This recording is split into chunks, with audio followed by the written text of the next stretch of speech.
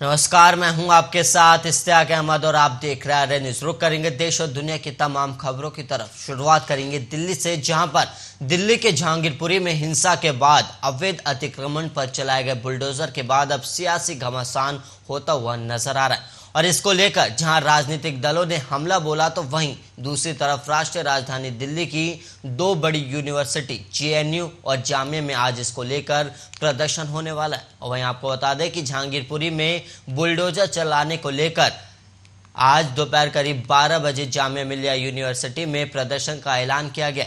और वहीं दूसरी तरफ कांग्रेस की छात्र विंग एनएसयूआई ने रात 9:30 बजे यहां पर प्रदर्शन की घोषणा की। और दूसरी तरफ बीजेपी की दिल्ली इकाई ने आम आदमी पार्टी पर बुधवार को निशाना साधा और कहा कि वो जहांगीरपुरी में अवैध रोहिंग्या और बांग्लादेशियों के निर्माण को ढहने के अभियान पर बेचैन हो रही है, जिन्हें उसने मुफ्त योजना का लाभ दिया। आपके नेता ने बीजेपी की उस वक्त तीखी आलोचना की जब पार्टी शासित उत्तर दिल्ली नगर निगम ने जहांगीरपुरी में मकानों को गिराने का अभियान शुरू किया।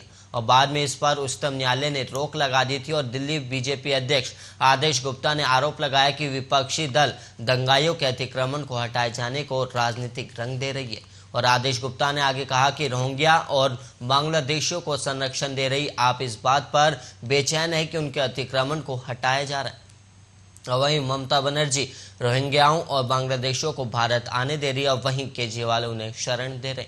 और वहीं गौरतलब है कि जहांगीरपुरी में बुलडोजर चलाए जाने के कुछ देर बाद सुप्रीम कोर्ट ने इस पर रोक लगा दी और इस मामले में आज एक बार फिर से सुप्रीम कोर्ट में सुनवाई होनी है।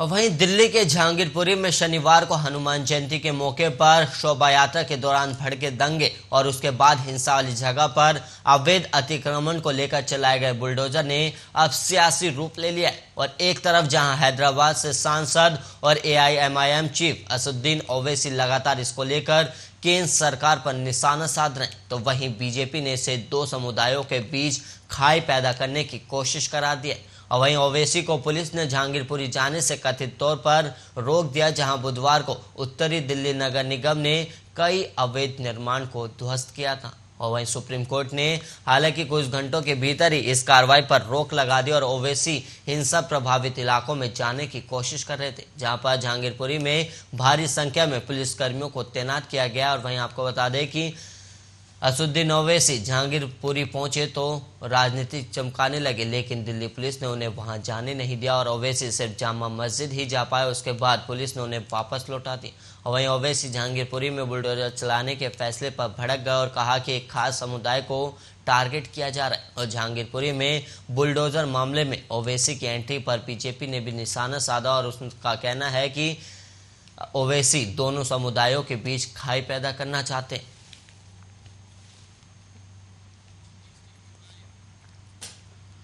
और वहीं ब्रिटेन के प्रधानमंत्री बोरिस जॉनसन आज से 2 दिवसीय भारत दौरे का शुरू कर रहे हैं। और वहीं आपको बता दें कि गुजरात के अपने दौरे की शुरुआत करेंगे और ऐसे समय में जबकि भारत राजनीति में बुलडोजर का शोर सुनाई दे रहा है। और वहीं ब्रिटेन के प्रधानमंत्री बोरिस जॉनसन आज अपने भारत दौरे की शुरुआत भी बुलडोजर के प्लांट के उद्घाटन से करने वाले।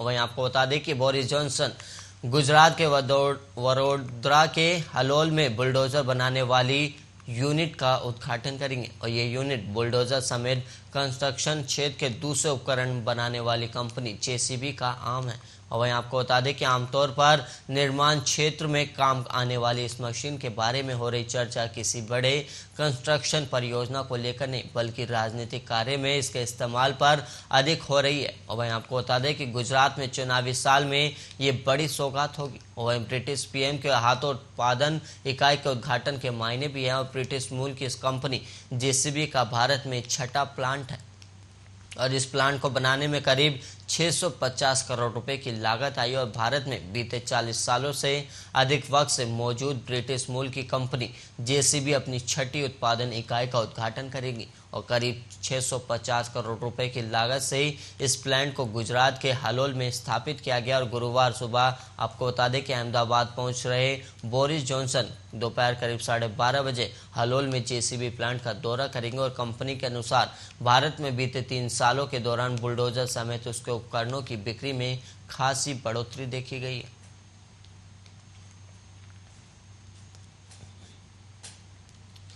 और वहीं बुधवार को शहर के अंजुमन इस्लामिया हॉल में दावती इफ्तार का आयोजन किया गया और यह आयोजन पूर्व डिप्टी सीएम और राज्यसभा के सदस्य सुशील मोदी, उद्योग मंत्री शहनवाज हुसैन की ओर से किया गया था। और वहीं आपको बता दें कि इफ्तार में सीएम नीतीश कुमार को टोपी, साफा और गुलदस्ता भी भेंट किया गया और इफ्तार के बाद रोजे की नमाज अदा की गई। और इस दौरान सुशील मोदी ने कहा कि वो पिछले 30 सालों से इफ्तार पार्टी का आयोजन करते आ रहे हैं और आज यहाँ 1000 से ज़्यादा रोजेदार आए और हम सब ने समाज और देश में अमन, चैन, शांति और भाईचारे का माहौल कायम रखने की दुआ मांगी है।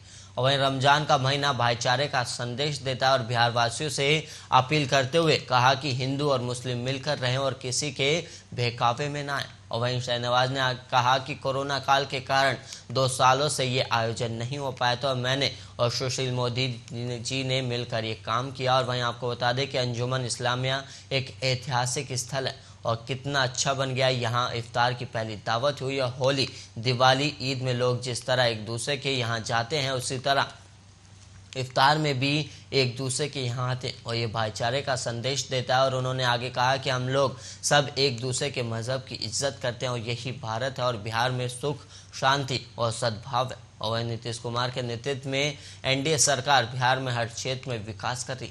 और वहीं दिल्ली में जहांगीरपुरी में हुई हिंसा को लेकर भी कांग्रेस ने आरोप लगाया कि बीजेपी देश में दंगा फैला रही है और इसी पर शहनवाज ने कहा कि कांग्रेस वालों को पता होना चाहिए कि बीजेपी बिहार सहित पूरे देश भर में सौहार्द फैला रही है।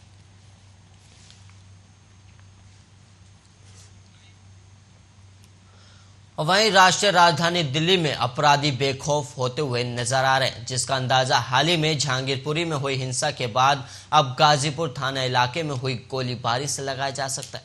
और वहीं बताया जा रहा है कि गाजीपुर थाना इलाके में बदमाशों ने एक बीजेपी के नेता जीतू चौधरी को गोलियों से भूनकर मौत के घाट उतार दिया। और वहीं आपको बता दें कि जो जानकारी सामने आई, बदमाशों ने बीजेपी नेता जीतू चौधरी पर करीब 6 गोलियां दागी और जीतू चौधरी बीजेपी के मयूर विहार जिले के मंत्री भी थे। और वहीं पुलिस सूत्रों का कहना है कि जीतू चौधरी का कंस्ट्रक्शन का व्यवसाय भी था और उनका किसी ठेकेदार से पैसों को लेकर विवाद चल रहा था। और वहीं माना यह भी जा रहा है कि हत्या के पीछे लेन देन विवाद भी हो सकता है और मामले में 42 वर्षीय जीतू चौधरी को बुधवार रात करीब 8:15 बजे अज्ञात बदमाशों ने गोली मार दी। और वहीं इलाज के लिए अस्पताल पहुंचने पर डॉक्टरों ने उन्हें मृत घोषित कर दिया। वहीं पुलिस का यह भी कहना है कि उपयुक्त धाराओं के तहत मामला दर्ज किया गया और बदमाशों को पकड़ने के लिए आगे की जांच जारी है। और वहीं पुलिस के अनुसार बुधवार रात करीब 8:15 बजे गाजीपुर पुलिस स्टेशन के बीट स्टाफ ने पेट्रोलिंग के दौरान मयूर विहार इलाके में भीड़ देखी, जिसमें 42 साल के जितेंद्र उर्फ जीतू चौधरी को खून से लथपथ सड़क पर पड़ा देखा गया। और वहीं बताया जा रहा है कि जीतू चौधरी पर अज्ञात हमलावरों ने गोली चलाकर घायल कर दिया, जिसके बाद लोगों ने उन्हें निजी वाहन से अस्पताल पहुंचाया। और वहीं अस्पताल में डॉक्टरों ने जीतू चौधरी को मृत घोषित कर दिया। फिलहाल पुलिस का कहना है कि उनकी क्राइम टीम ने घटनास्थल का मुआयना किया और मौके से कुछ खाली कारतूस और अन्य महत्वपूर्ण सबूत भी बरामद किया। वहीं प्रत्यक्षदर्शी और सीसीटीवी फुटेज की तलाश भी की जा रही है।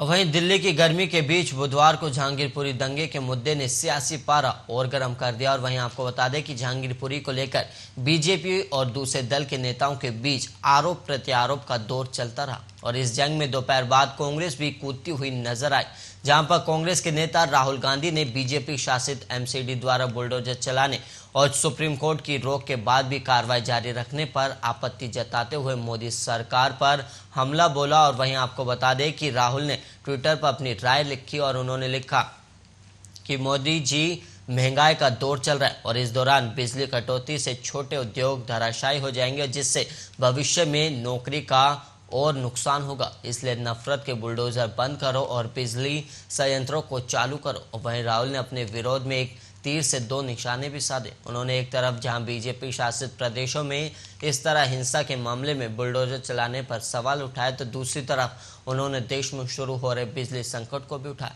और दरअसल कई राज्यों में बिजली प्लांट में कोयले की कमी की वजह से बिजली का उत्पादन प्रभावित हो रहा है और इससे बिजली की सप्लाई पर भी असर पड़ रहा है। और ये समस्या कितनी बड़ी हो सकती है, इसका अंदाजा इसी बात से लगाया जा सकता है कि एक दिन पहले ही यानी मंगलवार को केंद्रीय गृह मंत्री अमित शाह ने कोयला मंत्री समेत 4 केंद्रीय मंत्रियों संग इस मुद्दे पर बैठक की थी।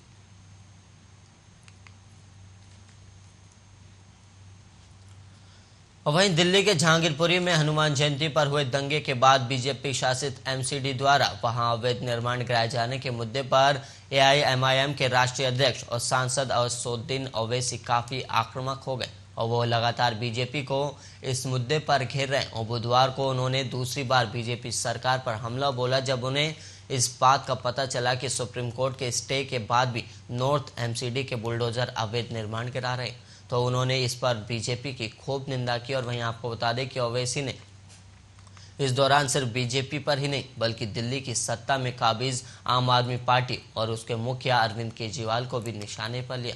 उन्होंने कहा कि तुर्कमान गेट 2022 इतिहास बताता है कि 1976 में जो लोग सत्ता में बैठे थे वो वर्तमान में गायब हो चुके हैं। बीजेपी और आम आदमी पार्टी को ये याद रखना चाहिए कि सत्ता और शक्ति शाश्वत नहीं है।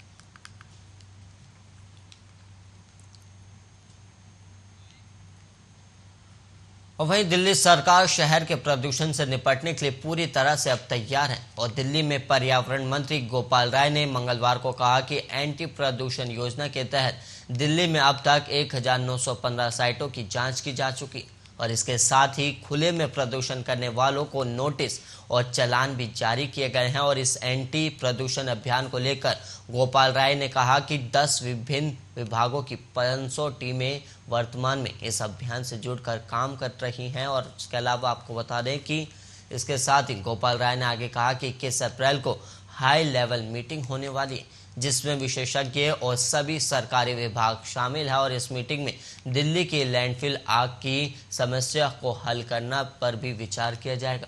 और वहीं गोपाल राय ने आगे कहा कि शहर में अब तक टीमों ने लैंडफिल क्षेत्रों सहित लगभग 1915 कचरा जलाने वाली साइटों पर जाकर जांच की और इसमें 21 नोटिस या चालान जारी किए गए। और इसके अलावा आपको बता दें कि दिल्ली सरकार का एंटी प्रदूषण अभियान 12 मई तक जारी रहेगा।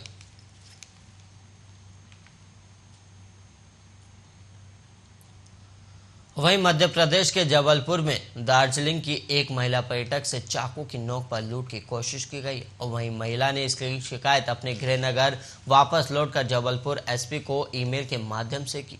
वहीं इस घटना से जबलपुर में पर्यटन स्थलों पर पर्यटकों की सुरक्षा को लेकर भी अब सवाल खड़े हो गए हैं और दूसरे देशों और राज्यों से आने वाले पर्यटक शहर के खूबसूरत और ऐतिहासिक स्थलों को देखने के लिए पहुंचते हैं, लेकिन अपराधी तत्व उन्हें भी परेशान करने से बाज नहीं आते।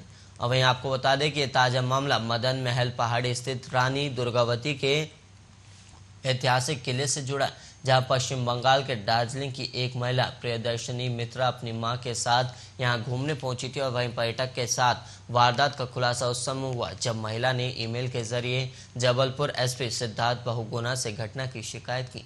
और वहीं पुलिस से मिली जानकारी के मुताबिक 12 अप्रैल को महिला जबलपुर पहुंची और जब वो मदन महल किला देखने पहुंची तो वहां झाड़ियों में छिपे एक बदमाश ने चाकू की नोक पर उसके साथ लूट करने की कोशिश की। और वहीं आपको बता दें कि गढ़ा के सीएसपी तुषार सिंह ने बताया कि इस मामले की जांच अभी जारी है।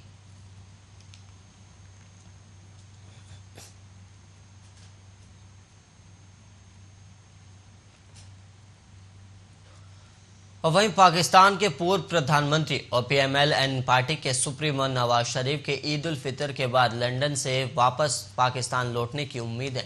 और वहीं पार्टी के एक वरिष्ठ नेता ने बुधवार को ये जानकारी दी और उन्होंने कहा कि नवाज शरीफ अपने खिलाफ लंबित मामलों का कानून और संविधान के अनुसार सामना करेंगे। और 3 बार पाकिस्तान के प्रधानमंत्री रह चुके शरीफ भ्रष्टाचार के कई आरोपों का सामना कर रहे हैं।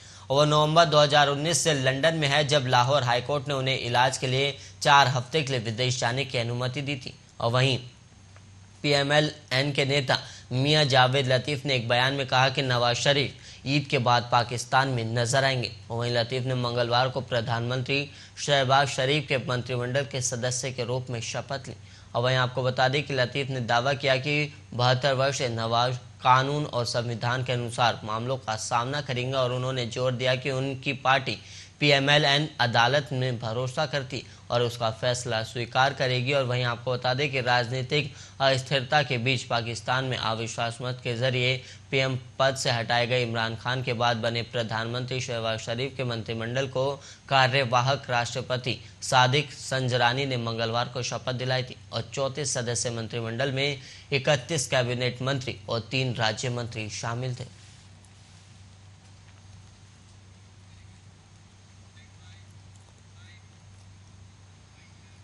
और इसी के साथ इस बुलेटिन में इतना ही। देश और दुनिया की तमाम खबरों के लिए आप बने रहिए आर्या न्यूज के साथ।